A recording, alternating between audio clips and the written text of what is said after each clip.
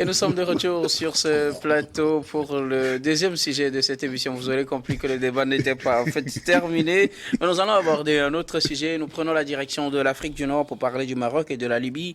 Entre séismes et inondations, paysages apocalyptiques, le Maroc était surpris, ou du moins avait vécu un séisme catastrophique avec près de 3000 morts déjà le week-end dernier. Et les secours continuent de s'activer sur le terrain pour tenter de sauver les survivants. On essaie quand même de prendre en charge les sinistrés. Et aujourd'hui, jeudi, on annonce également quelques petits tremblements, quelques petites secousses encore dans la région de Marrakech. La situation est toujours très confuse, ou bien on n'est pas encore sorti d'affaires au Maroc, mais juste à côté aussi, à quelques kilomètres, c'est la Libye, toujours en Afrique du Nord, qui aussi vit une catastrophe naturelle, le passage d'une inondation provoquée par une tempête, et donc des retenues d'eau qui auraient, qu'est-ce que je dis, des barrages plutôt qui auraient lâché, et avec un bilan catastrophique aussi en Libye. Que vit-on finalement en Afrique du Nord? La Libye avec des inondations, ou du moins avec l'inondation, le Maroc avec le tremblement de terre. Je voudrais bien commencer par vous, Robert Kossigan-Okwete. Le thème est bien choisi. Un temps apocalyptique s'abat sur la Libye et le Maroc. Le Maroc, c'est encore bon parce qu'il y avait eu un séisme, il y a eu autant de morts, il y a des blessés, il y a des disparitions tragiques dont on ne sait où trouver alors ces corps-là. Il y a aussi des destructions massives de biens publics et privés. Maintenant, la plus grande catastrophe, c'est l'inondation qui sévit sur la côte ouest libyenne actuellement. Ça fait déjà plus de 3800 morts, dont 3100 et quelques déjà enterrés. Il y a des disparitions. Et puis, vous savez, quand l'eau commence par faire sa guerre, elle emporte tout ce qu'elle trouve sous son chemin. Ce qui est un peu déplorable, tout ce que nous voyons aujourd'hui, les retenues d'eau qui ont cédé ici et là en Libye, c'est souvent aux États-Unis, au Canada, où on écoute souvent parler de ces catastrophes. Et bien, aujourd'hui, nous voyons que voilà, l'Afrique est en train d'être touchée. Il va falloir que tous les autres pays se préparent parce que ce n'est pas du tout le beurre et le chocolat actuellement en Libye. La Libye doublement frappée par deux catastrophes. Il y avait déjà la guerre, il y avait déjà un désordre. Et puis, ils ne sont pas sortis de la guerre. Ils ne sont pas sortis de la guerre. Et voilà que l'eau est devenue leur numéro un, l'ennemi numéro un aujourd'hui, et qui fait beaucoup de catastrophes. Et je vois aussi une animosité de l'Europe, et qui ont demandé à cette même Libye de tout faire pour bloquer alors les migrants africains, et qui alors leur envoie une enveloppe, d'abord une première enveloppe de 500 000 euros, quand je vois les milliards d'euros qu'ils envoient en Ukraine pour la guerre. Ici, on demande de sauver les vies. Maintenant, ce qui m'a le plus touché, c'est cette inertie de l'UA, l'Union africaine. Je n'ai pas encore entendu ou lu quelque part leur déclaration ni leur soutien. Maintenant, quel est l'apport des autres pays africains pour aller aux cheveux du Maroc et puis de la Libye? Et quels sont alors les messages des différents États? Quel est alors le soutien que déploie alors l'Union africaine et tous les autres États de l'Afrique par rapport alors à ces deux pays? On ne voit qu'une mobilisation de cet Occident-là qu'on ne veut plus en Afrique. Parce que c'est eux seuls qui se préparent pour envoyer des avions avec de la nourriture, avec tout ce qu'il faut pour alors venir en aide aux sinistrés. Mais je n'ai pas encore entendu alors les dispositions que prennent ou l'aide que envoient les autres pays africains. Et c'est là où moi je me pose beaucoup de questions. Alors tous ces panafricanistes qui sont sur les réseaux sociaux pour vanter alors notre africanité, qui demandent qu'on n'accepte plus l'Occident, qu'est-ce qu'ils font? Qu'est-ce qu'ils préparent alors pour venir en aide à ces sinistrés, à ces pays en difficulté? C'est là où moi j'ai dit, il y a beaucoup à faire en Afrique. Il y a beaucoup, l'Afrique n'attend pas alors d'elle-même, l'Africain n'attend pas de lui. Parce que là, les deux pays sont des pays africains. Qu'est-ce qu'on en fait? Qu'est-ce qu'on leur dit? quelle aide nous leur apportons? Voilà, ils sont sinistrés aujourd'hui.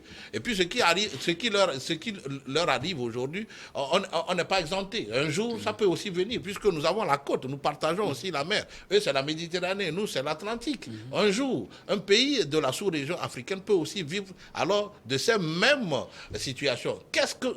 Quelles sont les mesures que nous avons prises déjà? Et qu'est-ce que nous faisons aujourd'hui pour aider ces États sinistrés? On a vu la Libye baignée dans une guerre qui ne dit pas son nom depuis plus de 5 ans ou 10 même, depuis la chute de Muammar une Kadhafi. dizaine d'années. Voilà. Qu'est-ce qu'on en fait? Qu'est-ce qu'on en dit? Et donc, moi, j'ai dit, c'est une situation vraiment tragique et qui demande que nous pensons à comment nous réorganiser, à comment nous préparer alors pour faire émerger cette Afrique-là en toute solidarité et union, tout en nous préparant alors à vivre les mêmes catastrophes que vivent alors d'autres pays. Les autres. Emmanuel Vivien, Tommy, le Maroc d'un côté, la Libye de l'autre, séisme, inondation, l'Afrique du Nord est sérieusement frappée ces derniers jours par ces catastrophes naturelles. Quelle réflexion cela vous suscite aujourd'hui? Que se passe-t-il réellement dans ces pays? Malheureusement, c'était prévisible. Malheureusement, la réalité, c'est que c'était prévisible. Prévisible à ce point? Prévisible, sauf qu'on ne pouvait pas aussi prévoir l'ampleur. Parce que contrairement en Afrique, en Amérique, en Europe et même en Asie, quand il y a de ces alertes-là, on prend ça au sérieux, on prend des dispositions pour évacuer la population. Mais on a comme l'impression qu'ici, on a fait preuve de négligence. Vous parlez de quel cas? Que ce soit il y a la Libye, il y a le Maroc. Que ce soit au Maroc comme en Libye, vous savez, on n'est plus en 1933 ou en 1954. Quand il y a un tremblement de terre qui va venir, on peut prévenir cela. On peut savoir qu'il y aura un tremblement de terre. Peut-être que les dégâts sont imprévisibles parce que c'est naturel, mais on sait qu'il y aurait un tremblement de terre. Et on peut même dire qu'à telle échelle environ. Et donc là, on évacue la population. C'est ce qui se fait en Asie. Dans beaucoup de pays asiatiques, ils sont des habitants de saison, puisque quand il y a une annonce qu'il y aura les catastrophes, écoutez, on évacue. Prenez les pays comme le Népal, tout ça là, puis c'est des pays montagneux où à n'importe quel moment ça peut arriver. La population se déplace et après, quand ça se calme, on revient. Et donc, il y a eu une défaillance à ce niveau-là. La seconde chose pour le cas du Maroc, toujours, c'est aujourd'hui, avec ce tremblement de terre, qu'on se rend compte que les constructions n'étaient pas des constructions qui répondaient aux normes. Mais c'était des trucs traditionnels, c'est-à-dire selon leur architecture traditionnelle. Oui. Et du coup, le paysage était en tout cas joli à voir. Oui, mais pour un pays, vous savez, les pays qui sont assis sur, on appelle ça la braise du tremblement de terre, je ne sais pas, il y a un nom technique, on sait d'avance. On sait d'avance. Sauf que c'est un phénomène qui peut prendre des décennies. Mais on sait que cette zone, il pourrait avoir telle chose. Et donc, dans ce cas-là, les constructions même, il n'est pas conseillé de faire certaines constructions, puisqu'il y a certaines constructions qui ne résistent même pas un peu au tremblement de terre. La première chose. La seconde chose, on a vu des maisons cassées sans même du fer pour soutenir un peu la construction. On peut parler de l'architecture, on peut parler de la tradition de construction, mais en réalité, il y a eu une négligence à ce niveau. Moi, je parle de négligence d'abord. Négligence aussi, quand tu es en problème, on accepte l'aide de celui qui peut t'aider à sortir, celui qui peut te soutenir. On accepte l'aide. On ne fait pas l'égoïste. On ne dit pas, écoutez, je choisis ceux qui vont venir m'aider à sortir de cette situation. Oui, mais on choisit ceux qui peuvent aider. Ça ne se fait pas. On ne prend pas tout le monde. Quand le roi du Maroc a refusé, pendant longtemps d'abord, mais parce que c'était une question de minutes, une question d'heures. Pendant des heures, voire des jours. C'était en étude selon les informations officielles. Oui, premièrement, avant d'être rejeté finalement. Quand il y a tremblement de terre, à la minute près, vous qui dirigez le pays, vous devez prendre les dispositions. S'il faut solliciter l'ONU, demandez à l'ONU de vous aider. Aujourd'hui, on a refusé l'aide de la France, on a refusé l'aide des États-Unis. au Maroc, mais la France est toujours au Maroc en train de participer à travers au secours à travers les ONG. Oui. Et donc, je ne vois pas pourquoi, à cause des raisons politiques, on peut laisser mourir des gens sous les décombres, alors que s'il y avait du monde et de la technicité, on pouvait sauver encore certaines personnes après la première journée. Vous avez vu ce qui s'est passé. Écoutez, on a attendu 2 jours avant de dire, écoutez, bon, nous acceptons pour la Grande-Bretagne, nous acceptons pour le Qatar, nous acceptons pour l'Espagne, mais nous refusons pour la France, sans le dire, hein. Nous refusons pour les États-Unis. Mais pourquoi voulez-vous que les gens vous forcent? Quand vous êtes en catastrophe, vous avez vécu une catastrophe naturelle, il faut qu'on vous demande si vous voulez de l'aide. Si vous dites oui, nous voulons, on peut y aller. Aucun pays ne débarque pour vous aider si vous ne demandez pas qu'on vous aide. C'est ça la diplomatie. Et c'est dommage. Quand on prend le cas de la Libye, voilà un pays qui est divisé, un pays qui a 2 gouvernements. Et au début, il y a même un responsable local qui a parlé de 250 morts, alors qu'il n'avait aucune idée sur l'ampleur de la situation. Il fallait juste se taire, dire que nous ne pouvons pas donner des chiffres pour le moment, mais nous savons que c'est vraiment du désastre, c'est catastrophique, c'est monstrueux. Maintenant, ça, c'est chiffre à des milliers. Voilà. Donc, quelqu'un qui nous dit qu'il y a environ 250 morts et on se retrouve avec plus de 1000 morts, là, je crois qu'il y a un problème. 1, 2, même pour acheminer l'aide, on s'adresse à qui finalement? On s'adresse à quel gouvernement? Ça aussi, c'est un problème. Au gouvernement de l'Est, puis c'est la partie la plus touchée. De l'Est, les 2 gouvernements, eux, quand même, les 2 gouvernements demandent de l'aide à tout le monde. Le problème est qu'un gouvernement est à l'Est, l'autre est à l'Ouest. Voilà. Donc aujourd'hui, le problème, c'est que ces pays-là, c'est vraiment malheureux ce qui arrive parce que ce sont les pauvres. Ce sont les pauvres, c'est le bas peuple qui souffre. Ce ne sont pas ceux qui dirigent le pays qui ont de ces problèmes-là. Parce qu'eux, ils sont dans des maisons bien bâties. Ils sont curieusement très loin du lieu du désastre. Mais prévenir vaut mieux que guérir. Aider la population à sortir de ces problèmes-là et ne pas dire nous ne voulons pas. Vous avez vu la position de l'Algérie. L'Algérie, qui avait des problèmes diplomatiques avec le Maroc, a dit, et pour le moment, nous taisons ces querelles-là. Nous demandons à tous ceux qui veulent survoler notre territoire de le faire pour pouvoir aider nos frères africains en problème. Je crois que c'est cela. Maintenant, au niveau africain, justement, il y a eu des présidents qui ont d'abord présenté les condoléances et leur compassion aux 2 peuples, en réalité. Maintenant, le problème, c'est l'écriture, parce que vous ne savez pas quel terme vous devez utiliser quand il s'agit de la Libye. Pour le Maroc, tout le monde écrit au roi du Maroc. Maintenant, pour la Libye, il faut voir, pour poser les mots pour que ça ne ressemble pas au soutien à la Russie ou au soutien à l'autre qui est reconnu par la communauté internationale. Dire tout simplement que l'Afrique doit se préparer à ces genres de catastrophes, comme les États-Unis le font, comme l'Europe le fait. Et quand il y a de ces problèmes, que la solidarité, comme le disait Robert, que la solidarité prime. Et surtout qu'on ne soit pas égoïste pour fermer la porte à l'aide. Même si les Français veulent vous aider, il faut accepter l'aide d'abord. Après, vous leur dites, partez, on ne veut pas que vous vous installez définitivement dans notre pays. Mais quand on fait la sourde à s'installer définitivement. Oui, voilà, quand on fait la sourde oreille, voilà pourquoi la France a voulu montrer qu'elle pouvait aider en fournissant beaucoup de choses à la Libye. Alors qu'au Maroc, il y a des gens qui étaient sous les décombres qu'on pouvait sortir s'il y avait assez de sapeurs-pompiers et de personnes des professionnels qui sont donc formés à ce genre de situation. Mais les pays qui sont choisis aussi ont des professionnels formés pour ce genre de situation. Et le nombre est insuffisant, malheureusement. Il y a des villages qui ont été délaissés. Et qui sont voilà, donc à cause de la avec quoi vous allez soulever des briques ou comment on appelle ça, du béton qui tombait sur des personnes. Malheureusement, on a laissé beaucoup de personnes mourir et ce n'est pas normal. Et c'est 3 ou 4 jours après que le roi du Maroc se présente maintenant à la population pour aller voir qui que ce soit. Mais ça n'a pas de sens. Il faut secourir les gens pendant qu'il est encore temps. Et ce n'est pas parce que c'est un pays maghrébien qu'on ne doit pas leur dire la vérité. Heureusement qu'ils suivent nos émissions. Merci beaucoup, Emmanuel Vivien Tomi. Pasteur, que dites-vous de ces 2 catastrophes au Maroc et en Libye? Séisme dans l'un et inondation dans l'autre. Alors, je voudrais d'abord avoir une pensée compatissante et solidaire à nos compatriotes du Maroc et de la Libye.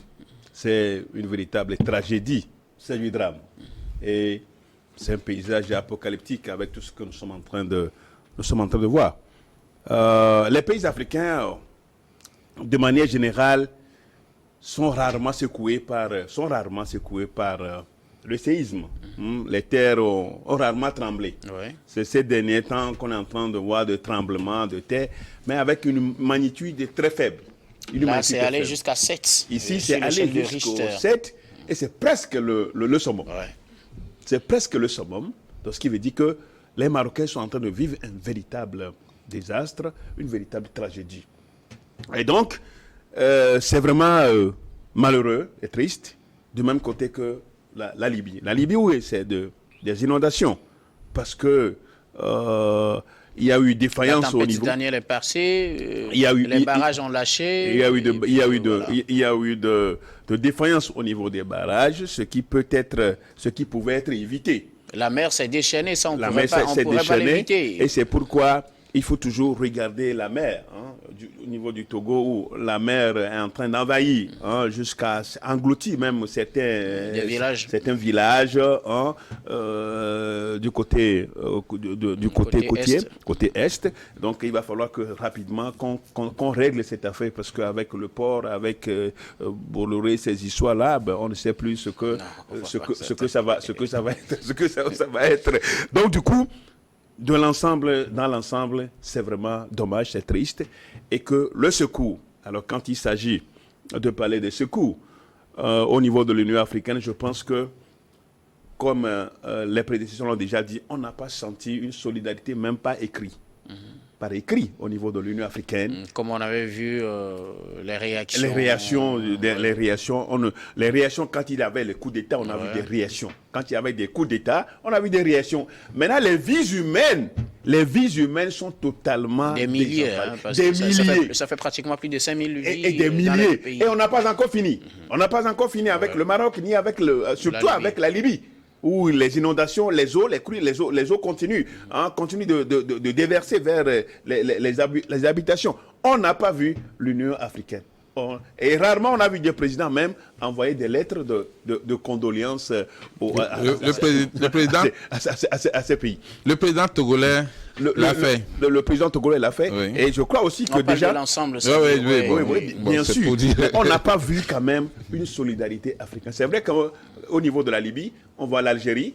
On a vu, il y a l'Algérie. Ça, il faut rappeler que l'Algérie et l'Égypte qui se mobilisent aussi pour la Libye. Bien sûr. Il y a l'Algérie. Je voudrais rappeler aux voisins quand même qu'il y a l'Algérie et l'Égypte qui quand même se mobilisent, qui ont déjà mobilisé beaucoup de moyens pour pouvoir venir au secours de la Libye. Et les frontières même sont ouvertes au niveau de l'Égypte pour ceux qui veulent se réfugier de l'autre côté. Du côté africain, où est la solidarité? Mais peut quand même, loin de parler comme Robert l'a dit tout à l'heure, les panafricains. Les panafricains, ce n'est pas les chefs d'État, n'ont pas cette décision, n'ont pas le pouvoir décisionnaire. Nous qui parlons aujourd'hui de panafricains, on n'a pas ce pouvoir de décision. Mais vous pouvez crier. Les panafricains peuvent crier. Bien sûr, ça, il n'y a pas de souci. Il n'y a pas de souci. Oui, mais c'est justement ce qu'on dénonce. On est solidaire. Effectivement, au moment des coups d'État, on vous a vu vraiment exploiter les réseaux sociaux pour livrer vos opinions. Mais aujourd'hui, on est face à des catastrophes et on vous voit moins. Martin Luther King nous avons un non, je ne parle pas du mouvement Martin Luther King, je parle de ceux qui réagissent sur les réseaux sociaux. Pour être solidaire avec le Maroc et la Libye, on l'a publié. On l'a déjà publié. Parce que nous sommes réellement, nous sommes des convaincus panafricanistes. Mais on n'a pas le pouvoir de décision. Deux de vos États sont en détresse. Quelle est la solution? Et je ne suis pas d'accord avec lui pour faire cette similitude-là. Nous croyons. Non, est-ce que tu peux me laisser finir?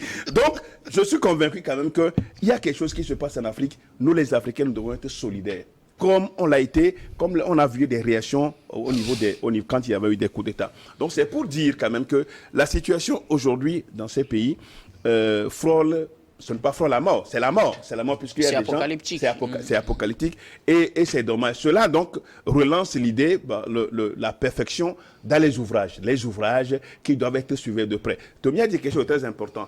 Dans certains pays développés, quand il doit y avoir... Il y a des études sismiques. Il y a des études sismiques qui sont faites et on sait à quel niveau les plaques vont craquer pour qu'on puisse arriver à des tremblements de terre. On prend des dispositions. Là, on n'en est pas encore là. Même pour les inondations. Oui, il y a le passage de la tempête, en tout cas, qui a été annoncé, seulement qu'on n'avait pas prévu une telle ampleur de dégâts. Évacuer les populations éventuellement. Et les gaffes, il devait y avoir, mais on n'allait pas atteindre ce niveau. Et quand ils ont au secours, le secours de la France au Maroc, par exemple, dont vous parlez tout à l'heure, un proverbe africain dit qu'en temps de famine, on ne mange pas tout. En temps de famine, on ne mange pas tout. On risque d'avoir la constipation. On risque d'en mourir. Parce que je me rappelle... Je me rappelle... Attends. Un autre proverbe dit... Un autre proverbe africain dit... Quand ta case brûle et les voisins viennent avec de l'eau, on ne demande pas la couleur de l'eau. On ne demande pas si l'eau est propre ou pas. Okay. Ils n'ont qu'à jeter pour que la case s'éteigne d'abord. Je suis d'accord aussi avec toi. Mais il faut être d'accord aussi avec moi. Et on va avancer. Donc, la France, vous savez, c'est le secours de la France.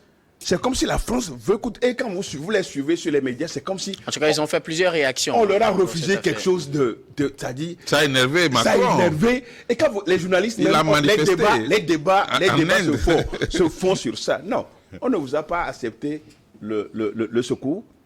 Ce n'est pas un problème. Ce n'est pas un problème. Pourquoi on n'accepte pas pour la France et on accepte pour l'Espagne? Oui, mais bien sûr, c'est des considérations. C'est des considérations que moi, je ne pourrais... Dans ce temps, les gens sont en train de mourir.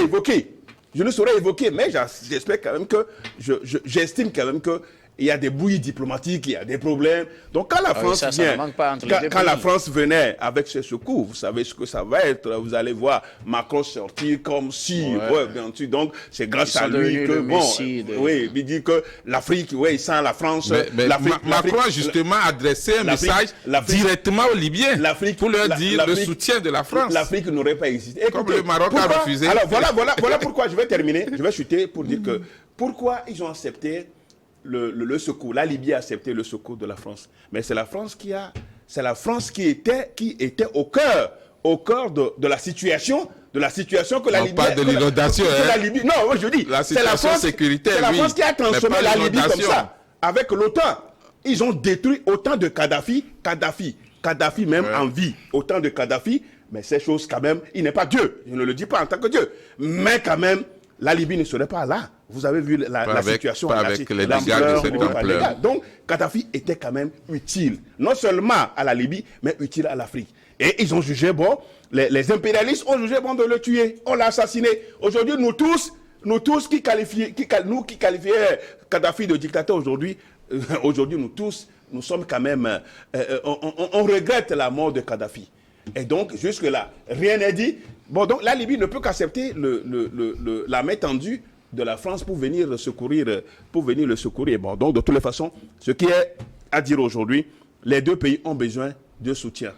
Et dans ce genre de situation, il faut quand même peser le pour et le contre et faire de telle sorte que ceux qui peuvent être encore secourus puissent l'être, parce que la vie n'a pas de... Mais il y a des corps encore Robert sous les décombres. Oui, là où je voudrais rebondir un peu sur les panafricanistes. Vous savez, s'ils peuvent récupérer... Vous parlez des activistes ou des panafricanistes? Des activistes, je voudrais parler. Voilà. Si Kémy Séba peut vociférer... Mais on va pas nommer des gens. Si ces activistes panafricanistes peuvent vociférer, citer les noms des présidents africains, les insulter et les avertir que voilà, il y aura un coup d'État imminent qui va les enlever du pouvoir. Et que face aux catastrophes, aux calamités qui accablent aujourd'hui la Libye et le Maroc, ils ne peuvent pas reprendre les réseaux sociaux, ne serait-ce que pour mobiliser les mêmes panafricanistes, ou les leaders, ou tous ceux qui ont la volonté d'être dans leur mouvement, de soutenir, ne serait-ce que par des messages. Alors ces deux peuples, libyens et marocains, je dis, c'est des gens qui nous trompent. Ils ne sont pas d'ailleurs convaincus de ce qu'ils disent. Non, alors, bon, et moi, ils ne profitent que des situations pour se faire une place sous le soleil. En tout cas, oui, ça c'est vrai. En Parce tout cas, que l'un de moi ça. si leur idée est de concourir au bien-être des Africains, et de concourir alors à un éveil de conscience des Africains, voilà une occasion qui leur est offerte en or. Où ils peuvent alors arrimer des bonnes volontés africaines, ne serait-ce que pour aller alors au secours de ces deux peuples qui vivent des moments difficiles. Quand on parle de plus de 3000 morts, 4000 morts, c'est difficile. Là, on écoute ça des États-Unis, peut-être de la Turquie et autres, mais on n'a jamais vu ça en Afrique. Alors, quelle est leur réaction face à cette situation? Maintenant, quand on dit France, tous nos élites qui ont été à l'école, qui ont des diplômes français, faut-il les déchirer aujourd'hui au nom de... Non, loin de là. On a payé. On ne peut pas. Je précise que le problème, s'il vous plaît, le problème généralement, c'est contre la politique française en Afrique, pas contre la France. Non, pas contre la France, c'est que ça politique. Moi, j'ai politique. dit un autre adage, qui dit quand vous avez faim, prenez d'abord ce qu'on vous demande. Aujourd'hui, c'est Rémi Ngono. Aujourd'hui, c'est Rémi Ngono. D'abord, ce que vous avez sous la main. La France, monsieur. Même si c'est un poison. Non, même s'il n'y a pas de viande dedans, il faut prendre ça d'abord. Aujourd'hui, et que vous avez faim, je vous donne Mogali, prenez d'abord Mogali. Après, vous allez chercher le poisson. Ne soit prêt. Voilà. Moi, j'ai dit une chose. Aujourd'hui, si la France se porte volontaire pour aller secourir, que ce soit les Libyens ou les Marocains, alors s'il y a possibilité qu'on leur ouvre. Et puis en matière Là, nous ne sommes pas en matière de guerre. Là, on parle d'une calamité. Alors, on ne peut pas choisir alors les aides. Voilà. Alors, quand nous refusons l'aide française, quelle est l'aide africaine? Quelles sont les aides que... Malheureusement, il n'y en a pas. Malheureusement, on sait. On en a déjà parlé.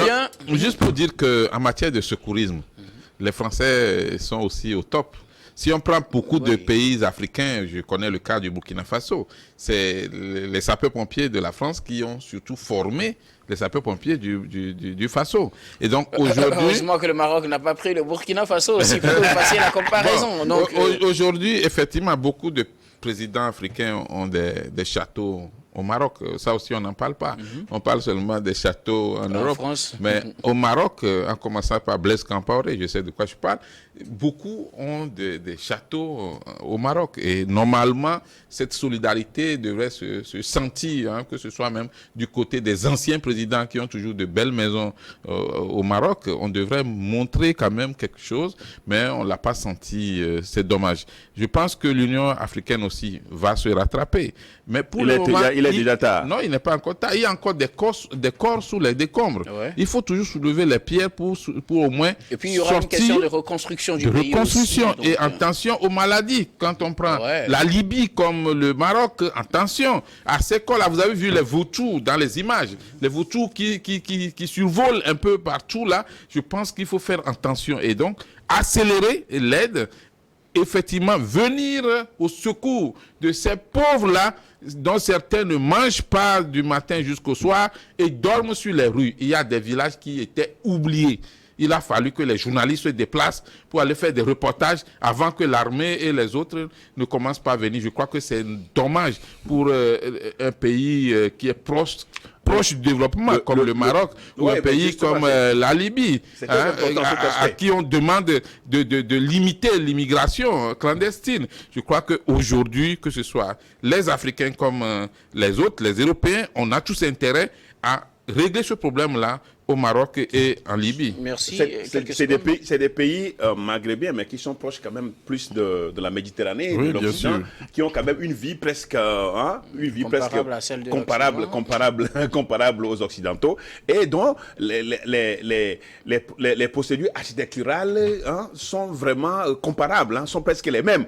Et donc cela peut susciter rapidement, cela peut conduire à ces phénomènes naturels qui sont en train de connaître. Parce que quand vous prenez les pays que les nôtres qui sont là, c'est rare, je le dis. Même il y a des pays où la terre n'a jamais tremblé. Des pays qui n'ont jamais connu même un petit tremblement de terre. Bon, donc je crois que le développement aussi des fois a ses conséquences, mais il faut y aller et prendre des mesures comme pour des études préalables qui prouvent quand même, qui attestent que dans tel endroit, il pourra y avoir de tremblements de terre et prendre des mesures conséquentes. Beaucoup. Toutes nos pensées pieuses accompagnent les populations libyennes et marocaines et nous espérons que cette catastrophe sera très bientôt derrière nous. Nous allons marquer la pause pour le journal puis on vous retrouve tout de suite pour la suite de cette émission.